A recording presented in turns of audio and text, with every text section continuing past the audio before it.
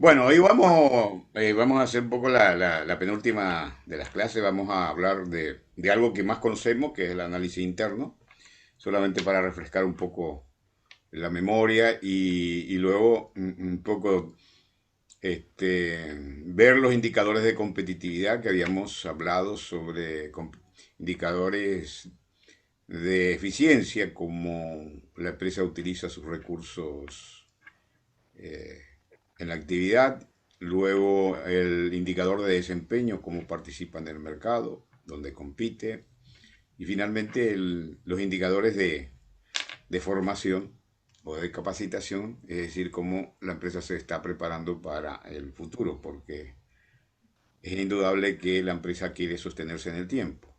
La mayoría de las microempresas pueden durar un año, pueden durar 2 años, pero 3 años, el quinto año, pero la mayoría caen, a veces se levantan de vuelta, pero no es tan fácil la sostenibilidad de las empresas, entonces algunas empresas cierran, otros vuelven a abrir en otras actividades, así que es una actividad permanente, o sea,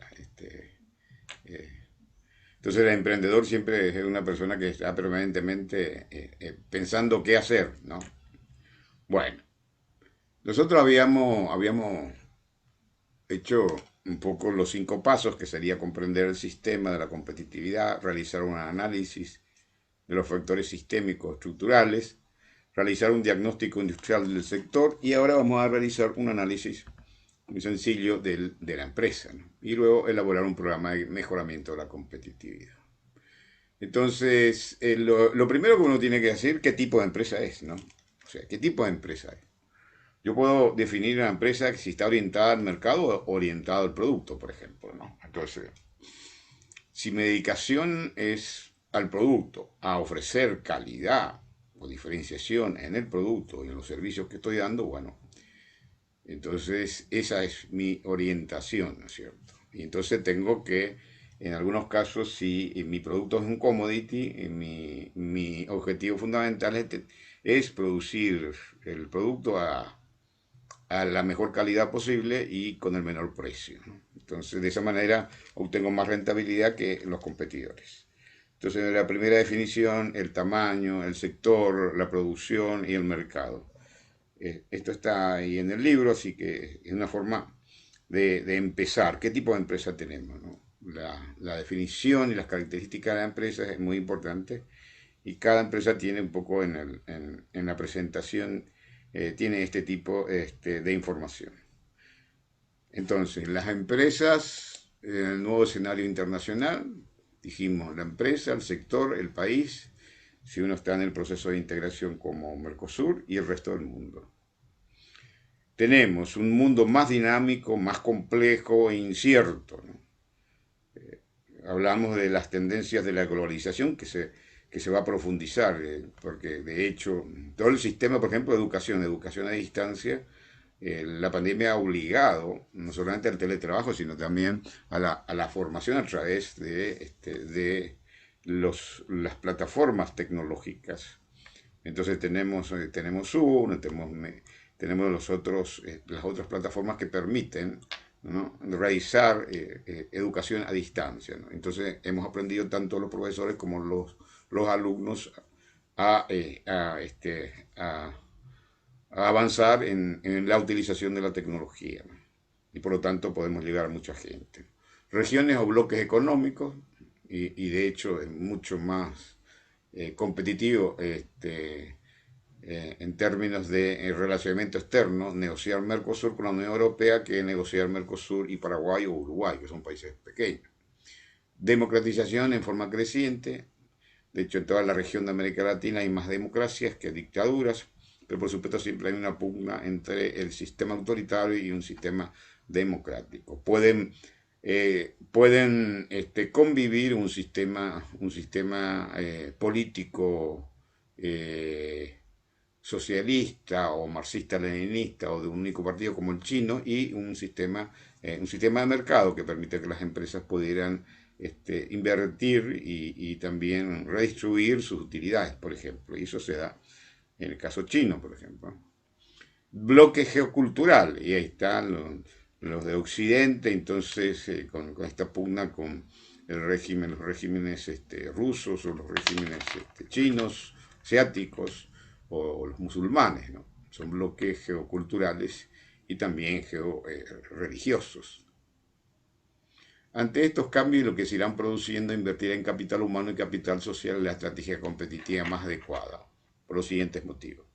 Se habla no solamente del capital humano, sino se habla del capital social, que son las redes que uno está conectado en este mundo, ¿no? Para no perder el hilo conductor del desarrollo de la humanidad y quedar rezagados en consecuencia. Si no avanzo, los otros avanzarán, por lo tanto, yo quedo atrás. Para convertir al ser humano en su dimensión social, económica y política en el centro de las políticas públicas y en el motor de desarrollo de los países, ¿no? Entonces, con esta pandemia hemos visto que las políticas públicas tienen que estar mucho más direccionadas hacia el desarrollo humano y también el bienestar humano.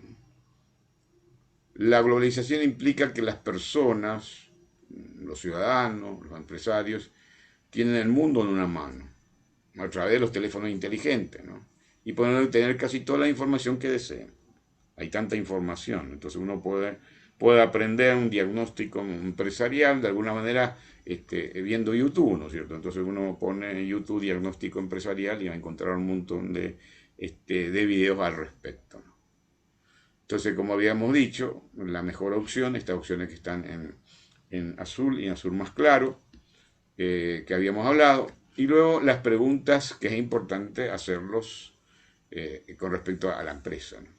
Ahí hay casos de emisión, por ejemplo, no solamente de Mercedes-Benz en el libro, o de Colonias Unidas, aplicando a Paraguay, por ejemplo, o Manufactura Pilar, ¿no? O INCAE, de Costa Rica, ¿no? Entonces, ¿qué clase de empresa teníamos hace 5 años, hace 10 años, hace 3 años, un año? ¿Qué empresa tenemos? ¿Y qué empresa queremos tener, ¿no? Entonces, ¿cuáles productos eran, son, serán? ¿Cuáles son los productos que van a demandar? Hoy tuvimos una clase con el tema Mercosur y bueno, el profesor Franco nos dijo de que, por ejemplo, en Argentina se está formando a programadores. ¿Por qué? Porque se prevé que en los próximos años va a haber muchísima demanda de programadores. Todo lo que está relacionado al tema de software, todo lo relacionado a aplicaciones, a la utilización del conocimiento, todo lo que es la industria 4.0, ¿no? ¿Cuáles productos eran, son y serán, ¿no? ¿Cuáles mercados eran, son, serán? Entonces, los mercados pueden estar cambiando. Eh, hay, hay mercados tradicionales y hay nuevos mercados que podrían aparecer, no solamente acá en Paraguay, sino en cualquier parte del mundo, ¿no?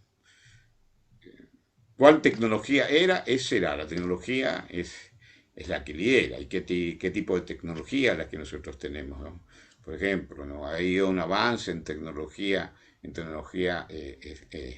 japonesa, asiática, alemana, tecnología china y tecnología europea, tecnología americana, por ejemplo, o brasilera. ¿Cuál cultura organizacional era? Es, será. Bueno, antes, hace 10 años, bueno, poca gente tenía, o de los trabajadores no se comunicaban a través de su telefonía móvil. Pero hoy, en el momento, en los procesos de trabajo, se están comunicando permanentemente, ¿no? De un lado a otro, teniendo un grupo de WhatsApp, por ejemplo, para comunicarse por motivo de trabajo, ¿no? ¿Cómo eran nuestros líderes? Son, serán. ¿Eran líderes más autoritarios o líderes más democráticos, más colaborativos, más controladores, menos controladores? Bueno, entonces ayer, hoy y mañana. Entonces es interesante hacer este ejercicio. ¿En qué industria estaremos. Estamos en la industria, como está Rafael, en la industria de la confección, o estamos en la industria de la moda, por ejemplo, ¿no?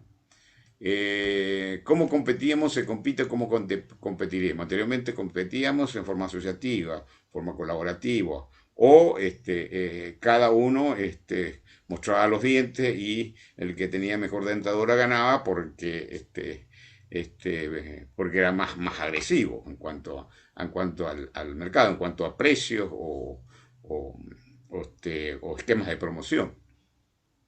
¿Cuáles eran, son, serán nuestras debilidades, ¿no? Anteriormente nuestra debilidad era estas, digámoslo, no teníamos tecnología, hoy tenemos tecnología, no es una debilidad. ¿Cuáles eran, son, serán nuestras fortalezas?